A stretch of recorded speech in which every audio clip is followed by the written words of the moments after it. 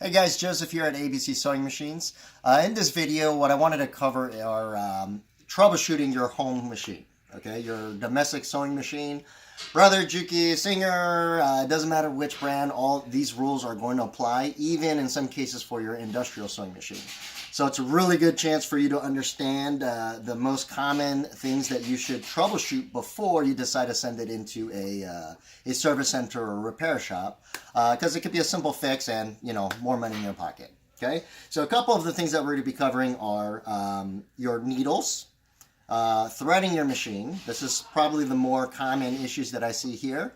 Bobbin case tension. This is probably the most common one that I see that people actually, you know, end up spending money on when it's a simple fix at home. And what kind of material that you're sewing. Okay, so understanding these four things is going to be really important, and it'll save you some money in the long run. Okay, so right here in front of me, I have we just pulled out a basic common machine. This is going to be a Brother. This is the Simplicity line. Like I said, this is going to be an entry-level unit. Kind of there's no electronic components on it. You have your three dials here on the top side. So right now, the very first thing that you always want to do when you're running into the issue is changing out your needle. Okay, so brand new needle. The needles cost about 10 cents each. It's not worth trying to salvage that one last needle that you have. You know, get some extra needles. Very common size for home machines is going to be probably a 12 or 14. So 12 for a little bit like lighter, medium weight type of material, and a 14 once you start going a little bit heavier. Okay, so first thing we're going to do is swapping out the needle. So you always want to change brand new needle whenever you're experiencing any kind of issues with your machine. Okay, so if you look on your needle, there's two sides to your needle. Okay, you have a side that has this little slit going all the way down the middle. Okay, this little slit going all the way down. And if I look on the other side, it is solid. There's no groove, but it has this little dip right here on the bottom side above the eye. Okay, on a straight stitch sewing machine, normally this little dip goes to the back side. Okay, so you change out your needle. Okay, locate the slit going down the middle. That should be on the front. We're going to go ahead and just insert this in. Make sure that your needle goes all the way up and makes contact. Okay, very important. And you're going to go ahead and give this a nice little turn to snug that needle in. Okay, so that's going to be the first step. You should always change out your needle when you're running into any type of issue. Second is going to be threading your machine. Now this is kind of where we have a lot of issues. We see a lot of these repairs coming in. Okay, so we're going to go ahead and just spool our machine. Okay, it goes inside the first guide. And, you know, just follow the standard threading guideline of your machine for that make. Right here on the Brother, it shows you exactly where to go. This portion right here is usually where we see issues. Okay, going down this channel. Okay, right here on the side, right here inside, this is my, the tension for your needle thread, which is usually a dial on the top side, or if it's electronically, it does not matter if it's electronic or if it's manual. The main concept here is, on a home sewing machine, you only have tension value 0 to about 9 on most cases. Okay, so an industrial machine, you could crank that little tension dial and kind of control every aspect of how much tension that you want on your thread. But on a home sewing machine, it's very, very sensitive. So if I go from 0 to 1, it's going 0 to 1. And then from 2 to 3.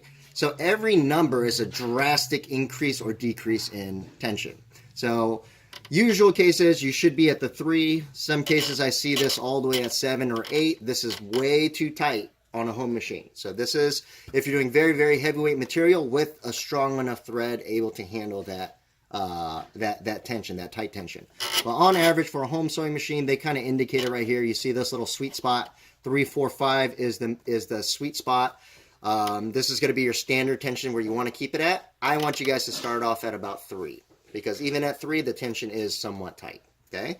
Now, very important thing is, inside here, I have the 2 tension discs. The bigger the number, the more tension it applies. Okay. When the foot is down, okay, the tension is at the true value of whatever I have here. So it is pretty tight at 3. it is too hard for you to get this thread and slip it inside the two discs when the pressure is already applied. Okay, so what happens is the tension disc is tight and you're loading the thread in. It's only sitting on the outside rim. Okay, it's not going in the core where you need it to be. Okay, so this is the biggest problem. Whenever you're threading your machine, lift up the foot. You have your lever to lift up the foot, lift it up, because whenever the foot is lifted up, it will open and it'll open and release the tension disc. So whatever tension number that you have up here, no matter how tight or how loose, it will open up for you to easily just slide it all the way and make sure that the thread goes inside the core of the tension discs instead of sitting on the outside rim where it's not applying any tension at all. Okay, very, very important, guys. Okay, so I have the foot up. It just naturally fits all the way inside the two discs. Got to go all the way around, up over the take-up lever, straight down, and then from here, depending on your machine, on this machine, it's front to back. Okay, so that is going to be the tension. Main key point is lift up your presser foot and then thread it through this channel right here. And then after you're done, pull it down. Now you have my true tension of whatever value you have here on the top side. Okay, next one that we're going to cover is, this one's the important one. This is going to be your bobbin case. Okay, some home machines, on your bobbin case, which sits right inside here, bobbin sits inside the bobbin case. In most cases, they cover the screw to adjust your tension. Okay, now, how do you know if your tension is too loose on the bottom side? Everybody neglects the bottom side. They'll do everything on the top, light, heavy, but this is the more important one. Okay, so what happens when your tension on the bottom is way too loose? Okay, when it's too loose, on the bottom side, the hook is supposed to grab one loop. But because it's so loose, it's pulling out and kicking out all this extra slack. So from here, now you're grabbing two, and once that happens, it'll double up and grab 4 and 8 and 16 and kind of go from there. So what usually happens is when you sew, the machine will get stuck, thread breaks, and you have this cluster of thread on the bottom side. Okay, this is what we call bird's nest, because it looks like a bird's nest.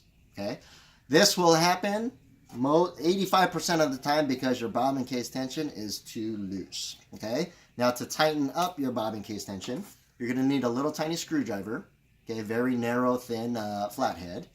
Now if I look right here on the bobbin case, okay, I see a little tiny screw right there, okay, on the front side. And what this screw is controlling is this little spring.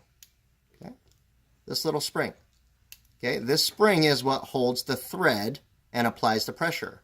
Okay, so if this is super loose, if this is open, that means that there's no pressure being applied to the thread that's traveling out. Okay, so all we're going to do is, with this screw right here on the side, now this is a very sensitive adjustment. If my line of the screw is at 12 o'clock and 6 o'clock, I want to go to 1 o'clock. That's how sensitive that this timing is, or this adjustment is. So you don't want to just start cranking down thinking you're tightening the tension from 12 o'clock to 1 o'clock. And then if it's still too loose, 1 o'clock to 2 o'clock, and then test it until you get a nice tight stitch. Okay, so these are the most common issues that you're going to see and run into when you're working with a home sewing machine. Always definitely check these tips out, especially this and the threading. If you do that, I would say about 70% of the time it'll probably fix it, and you don't have to send it into a repair shop and spend extra money on that.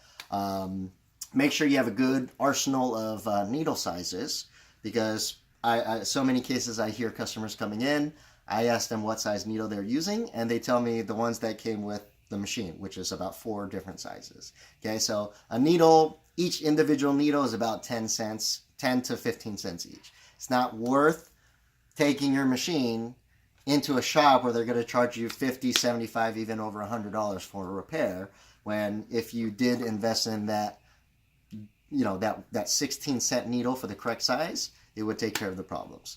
So thank you for watching, guys. This is a very, very helpful video on troubleshooting your home sewing machine, and definitely this will save you from a lot of headache and stressful times, especially if you got a deadline and you're working on a current project. Hope this helps, guys.